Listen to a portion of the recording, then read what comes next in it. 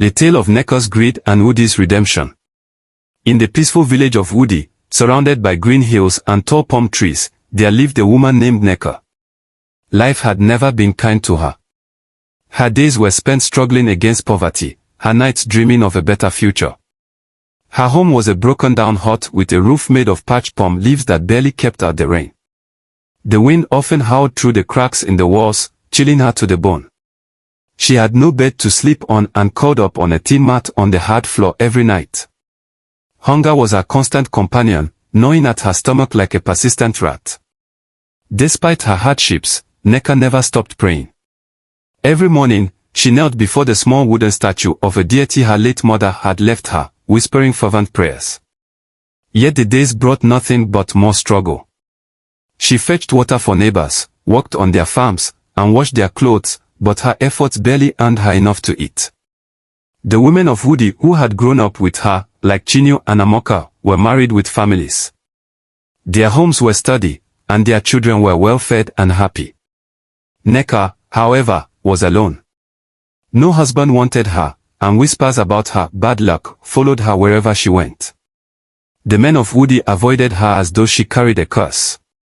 "She'll bring ruin to anyone who marries her," an elder once muttered during a village meeting, and the label stuck. Neka walked through life like a ghost, unnoticed and unloved. One scorching afternoon, as Neka scrubbed clothes at the river bank, her back aching from the day's labor, she heard soft footsteps behind her. Turning, she saw a woman unlike any she had ever seen. The stranger, Adis, was tall and regal, her richly embroidered wrapper shimmering in the sunlight. Her jewelry glittered, and her face carried a smile that was both warm and chilling. "Good day," Adis said, her voice as smooth as freshly drawn palm oil. "Good day, Ma," Neka replied hesitantly, lowering her gaze. Adis stepped closer, her shadow falling over Neka. "I've been watching you," she said. "I know your struggles. Life has not been kind to you." Neka looked up sharply. "Who are you?" "My name is Adis," she replied with a smile. "And I have an offer that will change your life." Adis reached into her intricately woven bag and pulled out a bundle of crisp naira notes. "Collect used underwear from the women in this village," she said. "For every sack you bring me, I will pay you handsomely." Neka blinked in confusion. "Underwear," she echoed. "Yes," Adis said firmly. "Don't ask questions. Just do as I say, and you will never know hunger again." The weight of the money in Adis' hands made Neka's heart race. She nodded slowly, and Adis handed her a portion of the money.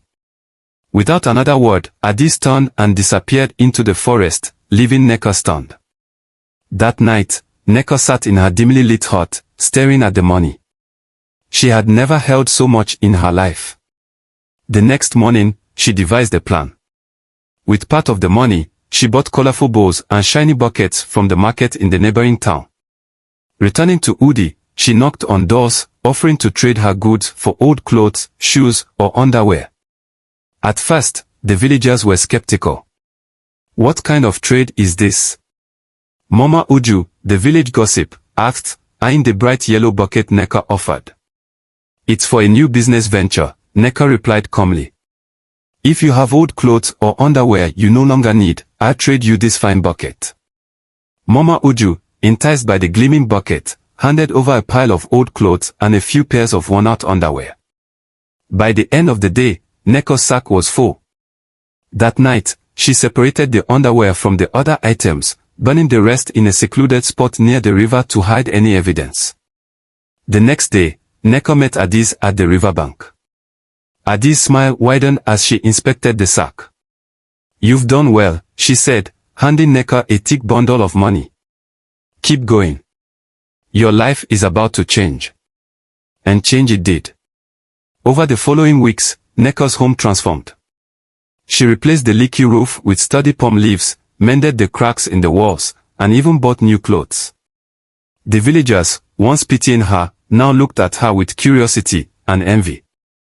"Neka has become rich overnight," Mama Uju whispered to her neighbor, Ijeoma. "What kind of business is she running?" But while most celebrated Neka's newfound success, her neighbor Emeka grew suspicious. Emeka was a young farmer known for his sharp mind and keen observation. He noticed that Nneka often left her hut late at night carrying heavy sacks and returned hours later. One moonlit night, Emeka decided to follow her. Keeping a safe distance, he trailed Nneka through the narrow forest paths to the riverbank. There, hidden behind a tree, he watched as she met Adis. Around Adis, candles flickered in a perfect circle. She opened the sack, removed the underwear, and began chanting in a language Emeka didn't recognize. The air grew heavy, and a faint, eerie glow surrounded Adis.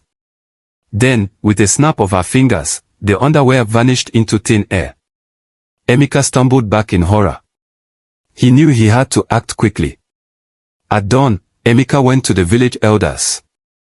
He recounted everything he had seen, his voice trembling with urgency.